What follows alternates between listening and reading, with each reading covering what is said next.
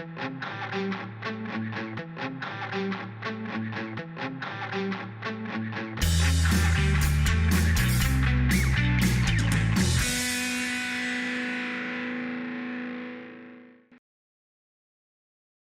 and welcome to another episode of FinTech Focus TV with me, Toby Babb. We're here at the Excel Centre for FinTech Connect 2024. This is the third year in a row that we've been here. A fantastic show, 2,000 people here at the Excel over 2 days, loads of talks, and FinTech Focus TV live all the way through the day. I'm here with Jerry Floros. Jerry, it is lovely to meet you. Nice to meet you, Toby.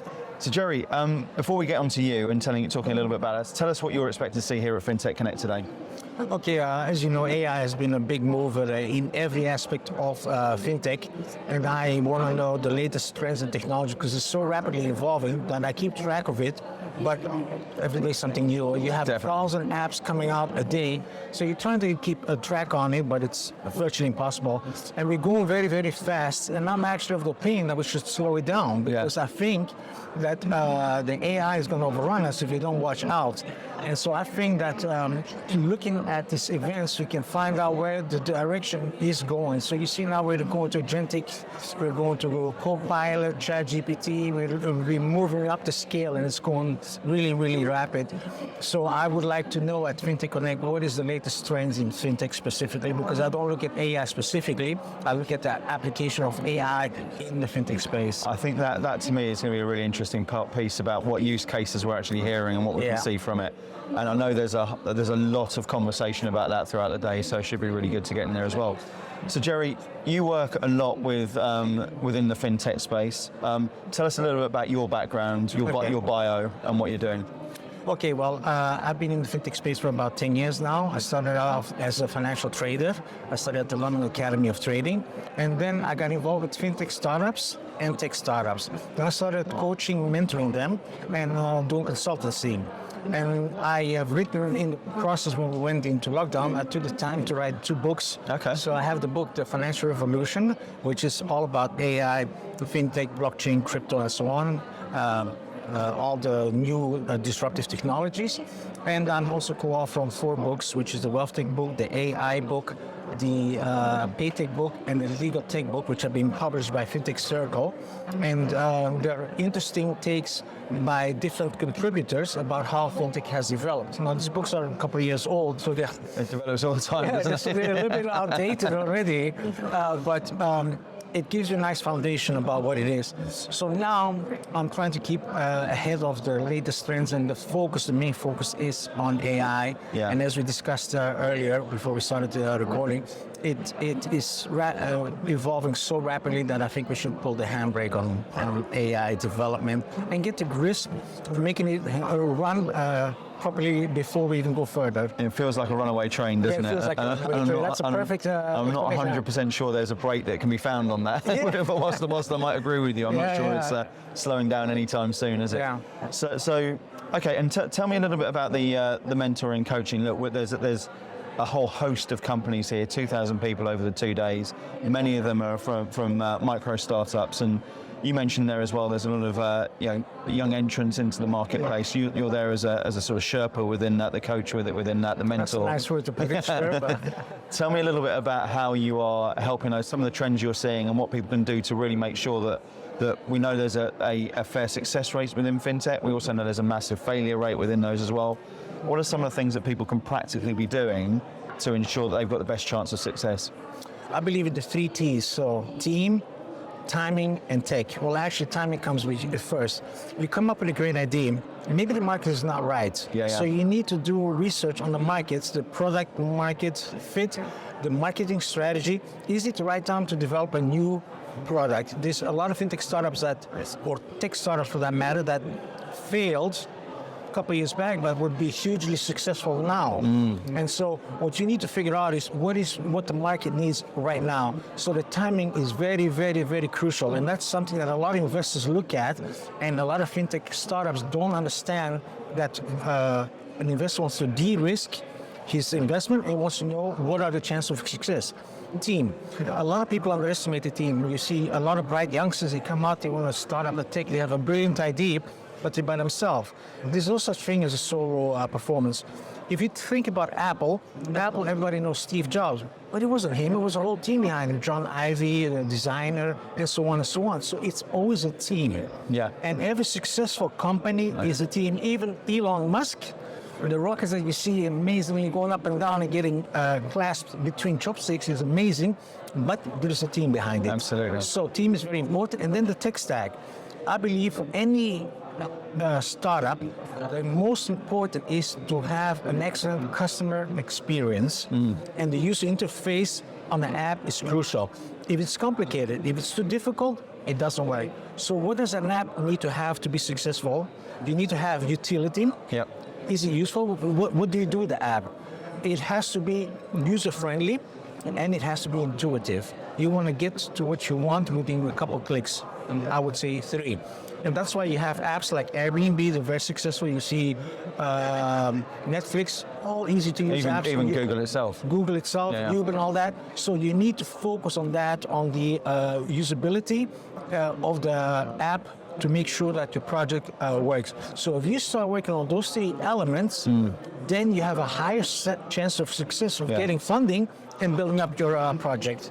I think there's an interesting thing that comes into, and it's part people and part tech and that sort of piece as well, is I find it interesting about how few people are really able to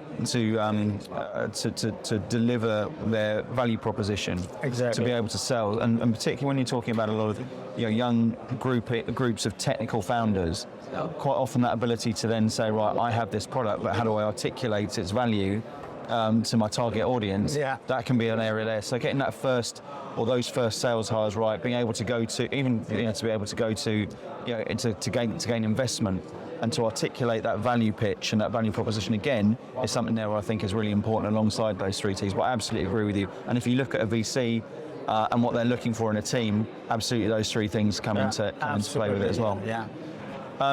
You're also going to be getting into the podcast game, give me a bit of competition here as well in the near future. Tell me a little bit about FinTech Bites and what we're going to expect to see there. Okay, so I'm doing FinTech Bites together with my daughter, Jerry Floros. She was supposed to be here, but unfortunately couldn't make it. And so we're going to talk about, number 1, AI. What else? You cannot even not talk about it anymore. We're going to talk about digital disruption. We're going to talk about entrepreneurship. I believe in supporting youngsters. Yeah. We talk about youth empowerment and gender equality. The last part is where my daughter really comes in. I find it disgrace that we're in the 21st century and we have this gender inequality. I have a son and a daughter. I want them to have equal chances, equal opportunities, equality in this world. So we need to look at that, and you see that in the fintech and finance world. That is a big problem with that, and there's a lot of shows or presentations on that subject matter, and I think that's something that needs to be highlighted. So we're looking to start our podcast and talk about these things. So we're not only going to talk about the good things, but we're going to talk about the good, the bad, and the ugly to cover all things that need to be improved. So AI is going its own way, but we need to look at the gender pay gap and the gender equality. I find it's a very important topic that we need to cover. Absolutely. Well, no, look, Nadia here, our Chief Customer Officer, she runs the DEI Discussions podcast. Okay. And these are conversations which I think are becoming increasingly more important. Very important. And the movement and the growth in that sort of space has been fantastic to see as well. So we've got a lot to cover today. Yeah. and you're out there and spreading the gospel, spreading the word, meeting people, influencing all the way throughout the day. Anything you'd really love to see happening here today at FinTech Connect? What I would like to see at FinTech Connect is that we talk about AI in a different light than just right now it's a race about who's going to have the latest, fastest AI, and it's good to have that. But we need to look at regulation. We need to see how we can get on an international basis that it's regulated, because we have a big problem. We have problems with the copyright. We have problems with deepfakes. Deepfakes can be used for propaganda. Big problem. But also copyrights. People can take the voice from Michael Jackson or Elvis Presley, and with AI they can make a video and steal songs and steal voices and all that. So that is a big problem. So we need to look at the ethical side also, and we need to look at regulation. On the other hand, we need to talk about gender equality. This is something that always gets pushed down the line, and we need to do something about it now. So there is a couple of events in here and I'm looking forward to attending as much as I can. But I think we need to make concrete steps going forward in this matter. So that's what I'm looking for at FinTech Connect. I'm really looking forward to actually. I've got a fireside chat I'm hosting with Bin Ren from SigTech. They've been doing some great moves within the capital market space within AI recently. And he poses a really interesting question about how, with the advance of the internet, we've seen productivity move backwards. So the idea is that with AI, there can be massive productivity gains, but the internet should also have seen that same sort of process. But we're seeing a productivity move backwards. How do we get that out with AI's advance, and how can we improve everything within it? And I think sometimes you say more haste, less speed is exactly what we're talking about. Slow and steady is the word here. Yeah. No doubt, AI is great. Yeah. I mean, it makes life simple for a lot of people, and it's now embedded everywhere. You have the Gemini, which is you have Copilot from Microsoft. So the AI is embedded in whatever we do. Even emails now, if you get an email and you don't know what to write, you can just press AI. How should I answer this thing?